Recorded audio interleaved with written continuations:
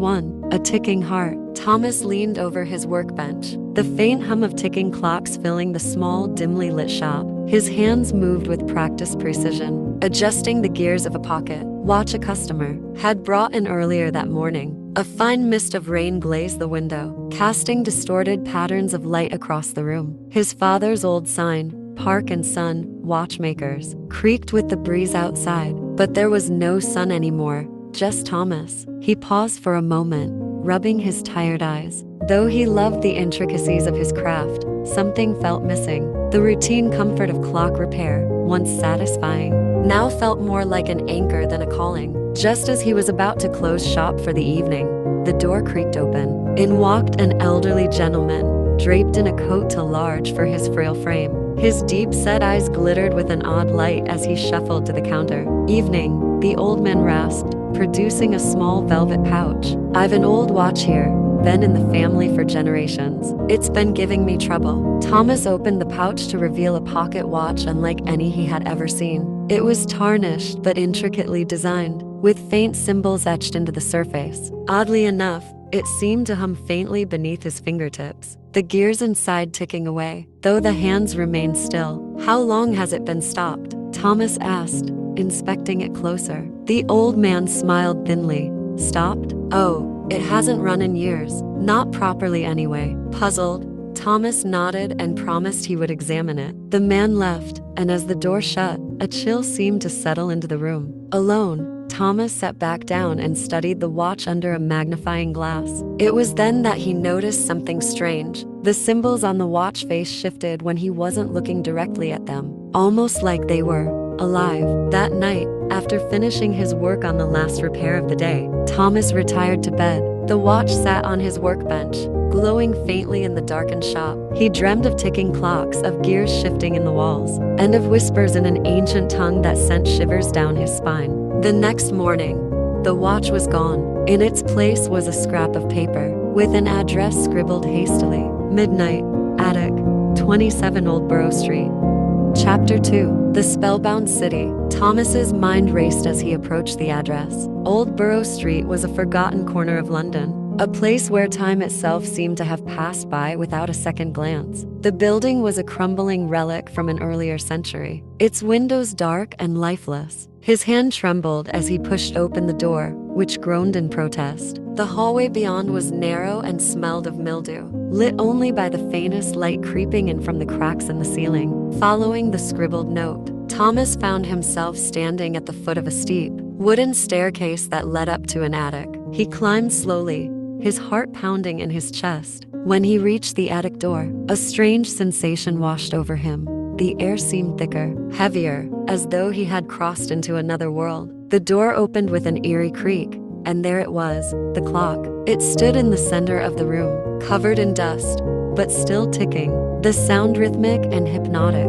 Its ornate design was even more impressive than the pocket watch. Ancient symbols spiraled around its golden face, and at the heart of it, a soft glow pulsed in time with the ticking. Thomas approached cautiously. The closer he got, the more the symbols on the clock seemed to shift and rearrange themselves, forming strange patterns. His fingers brushed the clock, and in that instant, the symbols began to glow brightly, as if they had been waiting for his touch. The room around him flickered, the walls seemingly warping and bending as the clock's ticking grew louder, echoing in his head. Suddenly, the attic floor gave way beneath him, and Thomas was plunged into darkness. When he opened his eyes, he was no longer in the attic. Instead, he found himself standing in a vast underground chamber, bathed in the dim glow of arcane lanterns. The stone walls were lined with bookshelves, filled with ancient tomes that crackled with energy. The air was cool and smelled faintly of incense and something far older. A voice broke the silence. "You've found the clock." Thomas spun around to see a figure emerging from the shadows. An old man, his robes tattered, but his eyes sharp with wisdom. The Spellwright. He was taller than Thomas expected, and though his appearance was aged, there was something otherworldly about him. "I don't understand," Thomas stammered. "What is this place? What is this clock?" The Spellwright stepped forward, his gaze piercing. "You've found what has been hidden for centuries, the clock of eternity, the heart of London's magic. Without it, time and magic would fall out of balance, and the city would be thrown into chaos." Thomas's mind raced. Magic? Balance? None of this made sense. He was just a watchmaker, someone who worked with gears and springs. But before he could question further, the Spellwright placed a hand on his shoulder. You have been chosen, Thomas. You found the watch, and now you've found the clock. Its secrets are yours to uncover. But beware, there are forces in this city that would do anything to seize its power. Chapter 3. The Guardian of Time. Over the next few days, Thomas finds himself returning to the underground chamber again and again. Guided by the Spellwright, though hesitant at first, he begins to train in the ways of time manipulation, learning that the clock is not merely a machine, it is a living, breathing entity that connects the flow of time to the fabric of magic itself. The Spellwright reveals the ancient order of guardians, those who have protected the clock through the centuries. But now, the order has dwindled to almost nothing, and a dark force is stirring in the shadows of London. As Thomas trains, he meets Eliza, a street-smart girl who's been watching him from a distance. She follows him one night into the hidden underworld, confronting him about what he's been up to. At first, she's skeptical of the magical world he describes, but after witnessing the clock's power firsthand, she agrees to help. In the shadows, however, the antagonist begins to make their presence known. A powerful sorcerer, once a member of the Guardians, has turned rogue, seeking to use the clock's power to rewrite time itself. Thomas, Eliza, and the Spellwright are plunged into a race against time, unraveling the mystery of the clock while keeping it out of the sorcerer's grasp. As the story unfolds, tension builds. Thomas's relationships deepen, especially with Eliza, who reveals pieces of her own mysterious past. Inspector Hawthorne, still skeptical, begins to experience the supernatural disturbances plaguing London and is reluctantly drawn into their world. The days passed in a blur. Each night, after closing his shop, Thomas returned to the hidden underworld of London, training with the Spellwright. The lessons were grueling, often leaving him exhausted. Yet the ancient magic that flowed through the clock seemed to resonate within him. He learned how to manipulate time in small ways, slowing it down, speeding it up, and even glimpsing brief moments of the future. Though such feats drained him immensely, one evening, after a particularly difficult session, Thomas slumped down beside the clock of eternity, his chest heaving. How can I possibly do this? I'm not a sorcerer, I'm just me, a watchmaker. The Spellwright, standing tall, with his hands folded in his robes, regarded him with a calm, almost fatherly gaze. Time is not something to control, Thomas. It's a force of nature, like the wind or the sea. We do not command it, we guide it. The clock chose you because it sees in you what you do not yet see in yourself. Thomas scoffed, brushing off the words. But as he stared at the intricate mechanisms of the clock, he couldn't help but feel the strange connection between them deepen. The clock's ticking was no longer just a sound to him. It was a pulse, a rhythm that mirrored his own heartbeat. That night, back at his shop, he found himself unable to sleep. The mysterious pocket watch lay on his workbench, its symbols now familiar, though still unreadable. His fingers hovered over the smooth surface, tracing the patterns that glowed faintly in the dark. What are you? He whispered to the watch, as if it might answer him.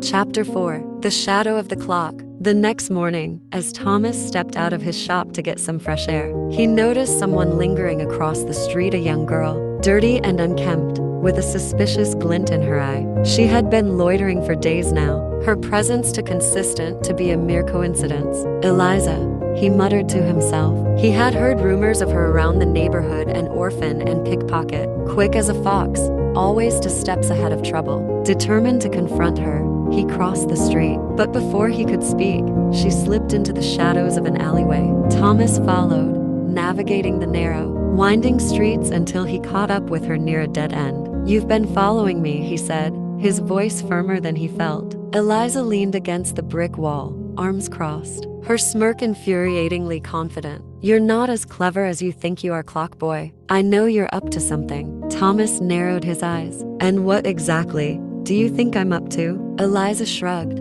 but her eyes gleamed. You disappear every night. There's something going on beneath the city. Magic. I've seen it. Heard it in the whispers on the street. I don't care what it is, but I think you do. So either you tell me what's happening, or I'll find out myself. Thomas's stomach twisted. Could he trust her? She was just a street urchin, but something about her tenacity reminded him of himself. He sighed, rubbing the back of his neck. Fine. but what I'm about to show you, you can't tell anyone." That evening, Eliza followed Thomas into the underworld of London, her usual cocky demeanor replaced with wide-eyed amazement. The vast chamber housing the clock of eternity left her speechless, her gaze darting from one strange, glowing object to the next. "You weren't joking," she whispered, running her fingers along the spines of ancient books. "This is real." Thomas watched her carefully. "I wouldn't have brought you here if I didn't think you could handle it, but there's more at stake than you realize." As if on cue, the Spellwright emerged from the shadows, his robes trailing behind him like smoke. Eliza flinched, stepping back instinctively. "This is your friend?" the Spellwright asked, his voice quiet but commanding. "More of an acquaintance," Thomas replied, glancing at Eliza. The Spellwright nodded slowly, his eyes assessing Eliza as though she were an artifact he was trying to understand. "She has the look of someone who has seen too much for her years." Eliza scowled. "I can handle myself?" The Spellwright raised an eyebrow. "Perhaps, but the forces at play here are beyond what you know. Time and magic are woven into the very fabric of this city. If they are disrupted..." Eliza crossed her arms again, though this time with less confidence. "And you think I'll, what, steal a clock hand and sell it for a quick pound? I'm not an idiot." Thomas sighed, cutting in. "We're not saying that. It's just that this world is dangerous, and anyone who gets involved, well, let's just say things can go wrong. Fast." Eliza's eyes softened, but only slightly. "So what do you want me to do? Run along and pretend none of this is happening?" Thomas met her gaze. "No, I need your help." The trio spent the next few days in a tense and easy alliance. Eliza's sharp instincts made her invaluable, as she quickly began noticing patterns and oddities Thomas had missed. Her street smarts and ability to blend into the shadows made her an excellent spy, while Thomas and the Spellwright focused on deciphering the growing mysteries around the clock. Meanwhile, Inspector Hawthorne had grown increasingly obsessed with the strange disturbances across London. Time was behaving oddly, people reported losing hours. Others spoke of strange flashes of light in the sky, and there were whispers of a sorcerer manipulating time itself. Hawthorne, ever the skeptic, had initially dismissed the claims as fanciful nonsense, but after witnessing a bizarre phenomenon firsthand, the same man walking past him twice within the span of a minute, performing the exact same actions, he was no longer sure. One evening, Thomas, Eliza, and the Spellwright gathered around the clock as the hands spun wildly. The city above was on edge, the disturbances becoming more frequent and more dangerous. The antagonist, though not yet named, was making their move, seeking to disrupt the flow of time and seize control of the clock. "The Sorcerer," the Spellwright said, his voice, low and grim, "is far more powerful than we anticipated. They have studied the clock's magic for years in secret, learning how to bend it to their will. If they gain control, time itself will be reshaped." Thomas felt a weight settle on his chest. "How do we stop them?" The Spellwright turned to him, his face lined with worry. "We must decipher the full meaning of the clock's inscriptions. Only then can we protect it from the Sorcerer. But we're running out of time." Eliza stepped forward, her brow furrowed in thought. "There has to be a clue somewhere, something we've missed." It was then that Thomas remembered the pocket watch, the very one that had led him to the clock in the first place. He pulled it from his pocket, holding it up to the light. "This watch," he said slowly, "it must be connected. Maybe it's the key." The Spellwright's eyes widened, and for the first time, Thomas saw a flicker of fear cross the old man's face. "You must guard that watch with your life, Thomas. It is more than a key. It is the heart of the clock itself." Thomas's breath caught in his throat. "The heart?" The Spellwright nodded gravely. "The Sorcerer will stop at nothing to obtain it." As the chapter closes, the antagonist's shadow begins to loom larger over the city. Time itself starts to fray at the edges. Hours seem to repeat.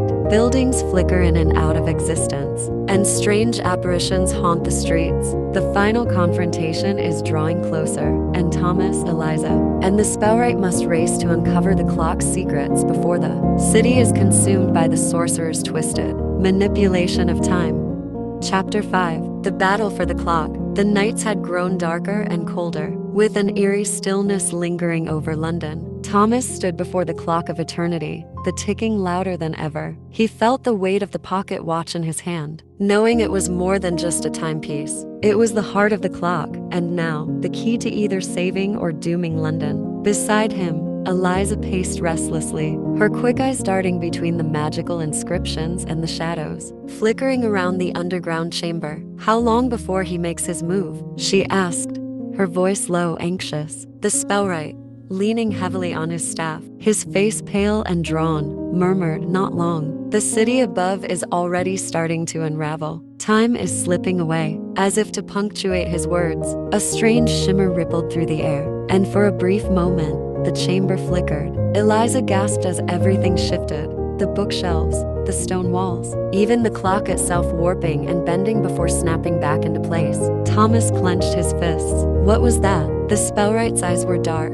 A time fracture. The sorcerer is trying to tear apart the flow of time to weaken the clock's defenses. If the fractures continue, reality as we know it will break apart. Thomas felt a surge of panic, but he forced it down. Now is not the time to lose his nerve. We need to stop him before it's too late. Easier said than done, Eliza muttered, though her sharp mind was already spinning with possibilities. If the sorcerer can manipulate time, he'll know every move we make before we make it. The Spellwright moved closer to the clock, his voice growing tense. That's why we must act unpredictably. The sorcerer can read the natural flow of time, but if we disrupt it, he won't be able to anticipate our actions. Eliza raised an eyebrow. And how do we do that? With a little time magic of our own? The Spellwright hesitated, glancing at Thomas. The pocket watch. Its power is linked to the clock, and with it, you might be able to bend time just enough to catch the sorcerer off guard. Thomas looked down at the watch in his hand,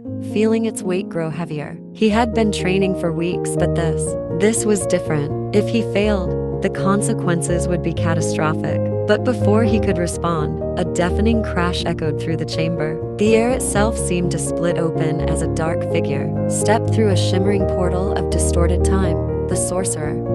The room seemed to warp around him as he stepped forward, his presence warping reality. He was tall and imposing, with cold, sharp eyes that glinted with malevolent intelligence. His long, dark cloak billowed as if caught in a wind only he could feel, and in his hands, he held a staff crackling with unstable magic. So, the sorcerer's voice was a low, mocking drawl. "You've gathered to defend the clock.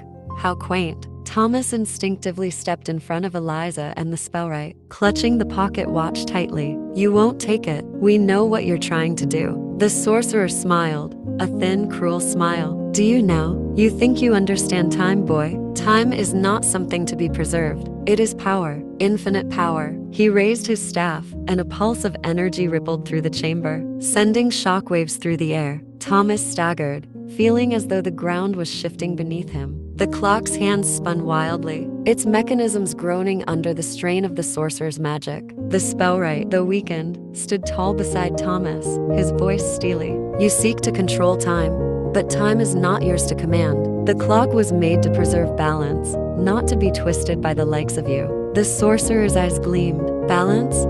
There is no balance. Only those with the will to take power." He pointed his staff toward the clock, "And I will take it." With a flick of his wrist, he unleashed a surge of magic, and time itself seemed to ripple. The chamber twisted and warped, objects shifting through space in flashes of different timelines. Eliza cried out as the ground beneath her disappeared for a split second, reappearing in an entirely different place. Thomas's mind raced. He had to use the pocket watch. But how? He could barely manage to slow time during his training, let alone in the middle of a battle. Yet, as the chaos unfolded around him, something clicked. The watch wasn't just about controlling time. It was about understanding the flow of it. He focused, holding the watch up to the light of the clock, feeling its ancient magic pulse through him. His senses sharpened, and suddenly, the world around him slowed. He could see the distortions of time, the fractures, the moments where the sorcerer's magic twisted reality. "Eliza, get behind me," he shouted, his voice slow in the time bubble he had created. Eliza scrambled out of the path of the sorcerer's next attack, just as a surge of dark energy crackled through the air, narrowly missing her. Thomas could feel the strain as he maintained the time bubble, his heart pounding in his chest. The Spellwright's voice echoed in his mind.